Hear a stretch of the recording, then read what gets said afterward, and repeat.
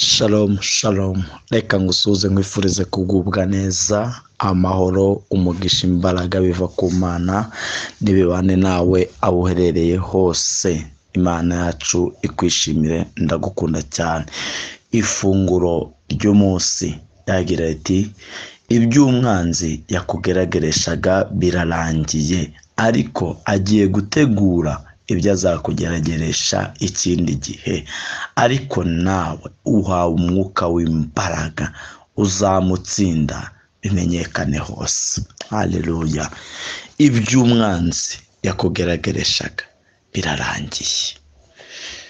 Luka 4:13 kugeza 14 haravuga ngo umwanzi arangiza ibyo amugerageresha byose, aramureka amutega ikindi gihe. Yesu asubira i Galilaya afite imbaraga z'umwuka. Inkuru ye yamamara mu bihugu byose bihereranye naho. Yesu ashimwe.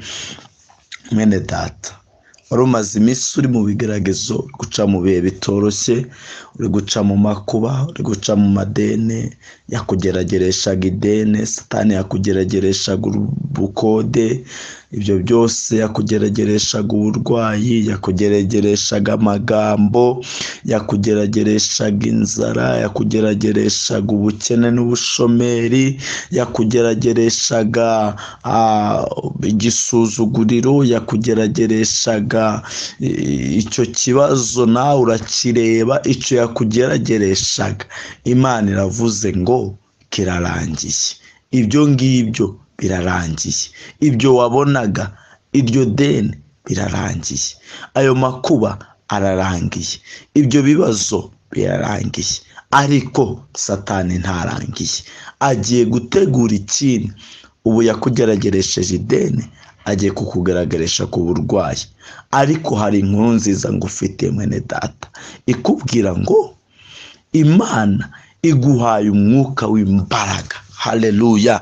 Paulo aravuga ngo ntago twahawe umwuka w'ubwoba, twahawe umwuka w'imbaraga.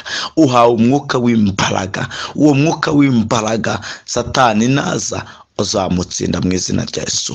Icyo yazana cyose kizaba uzaba ufite imbaraga zo kumutsinda mu izina rya Yesu Kristo. Uhawe umwuka w'imbaraga zo kumutsinda. Uzamutsinda, uzamurwanya, uzamumenagura, uzamwirukana, uzamukura mu buzima bwawe, bimenyekane hose. Abantu bazamenya ko ari Imana iguhaye izo mbaraga.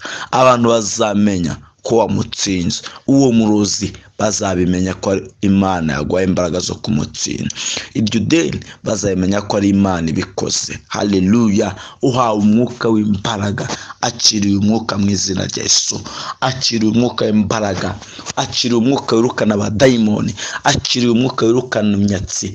Akiriye umwuka utsinda ubukene. Akiriye umwuka wirukana uburwayi mu izina rya Yesu. Akiriye uwo mwuka w'imbaraga. Haleluya. Kuko ibindi yakugeragereshaga ubibare nkaho byarangiye. Icyo kibazo tangira uvuye ngo kirarangiye, ahubwo utangira wambara imbaraga z'icyo Satani agiye gutegura. Kuko nimba azanye icyanone, azazana bibiruta. Ariko nawe Imana iguhaye umwuka w'imbaraga mu izina rya Yesu.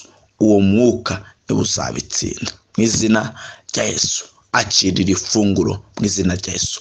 Mana, ndagushimira ko umuhaye umwuka w'imbaraga. Ndagushimira ko mwene data iki kibazo yari afite ukishyizeho iherezo. Ikigeregerezo Satani yamugeragereshaga ukaba ukishyizeho iherezo, akaba ahawe kukisohokamo. Ariko ndagusaba ngo wongere umwambike izi mbaraga, ubutaha Satani azaze ahita atsindwa mu izina rya Yesu Kristo. Urakoze, mushyigikire mu izina rya Yesu. Amen. Sangiza mwene se ubutumwa bwiza, umubwire ngo akira ubuhanuzi nawe bwawe. Saa 9 duhure kuri free conference call, hanyuma dusengana Imana. Niba utafite downloading, Imana iguhe umugisha. Ndagukunda cyane kandi ndakwishimira. Shalom, shalom.